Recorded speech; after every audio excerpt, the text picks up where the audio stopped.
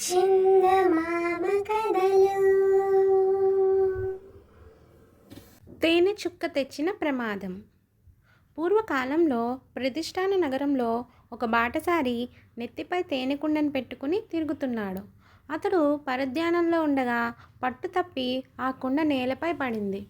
వెంటనే ఆ తేనె చుక్కను తాగటానికి ఒక తేనెటీగ వచ్చింది.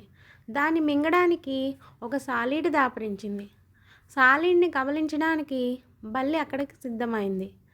బల్లిని మింగడానికి పిల్లి రానే వచ్చింది. దాంతో రాజసేవకుడు పెంపుడు కుక్క వచ్చి పిల్లిని భయపెట్టింది. ఆ దాపలనున్న వర్తకుడు పెంపుడు పిల్లే ఆ పిల్లి.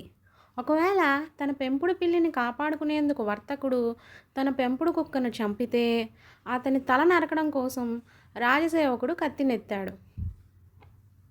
ఇంతలో సాలీడు తేనెటీగను మింగేసింది. తర్వాత బల్లి సాలీడిని తినేసింది. పిల్లి బల్లిని గుటకాయ స్వాహ అంది. కుక్క పిల్లి గొంతును కొరికింది. వర్తకుడు కోపంతో ఊగిపోతూ కర్రనెత్తి కుక్కని చంపాడు. అది చూసి రాజసేవకుడు ఉగ్రరూపుడైపోయి కత్తినెత్తి వర్తకుణ్ణి యమపురికి పంపించాడు. రక్తపు మడుగులో కొట్టుమిట్టాడుతున్న నీతివంతుడైన వర్తకుణ్ణి చూసి ప్రజలందరూ కలిసి రాజసేవకుణ్ణి మట్టుబెట్టారు. ప్రజలకెంత పొగరా అని రాజు కళ్ళెర్రజేసి ప్రజలపైకి సైన్యాన్ని పంపబోయాడు. అప్పుడు మంత్రి, మహారాజా, ఇప్పటికే జరగకూడని రక్తపాతం జరిగిపోయింది. తేనె చుక్కపై తేనెటీగ వాలడం, దాన్ని సాలీడు మింగడం, సాలీడుని బల్లి, బల్లిని పిల్లి మింగడం ఇదంతా ప్రకృతి సహజం.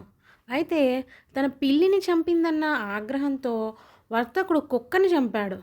తను కుక్కను చంపాడన్న కోపం కొద్దీ తమ సేవకుడు వర్తకుణ్ణి వధించాడు. ప్రజలు వర్తకుల మీద అభిమానం కొద్దీ తమ సేవకు మీద పగ సాధించారు.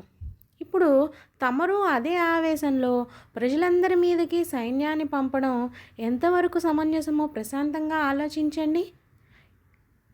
ఇంగిత జ్ఞానాన్ని కోల్పోయి మితిమీర ఆగ్రహావేశాలే అన్ని అరిష్టాలకు మూలం అన్న సంగతి తమకు తెలియంది కాదు అన్నాడు మంత్రి.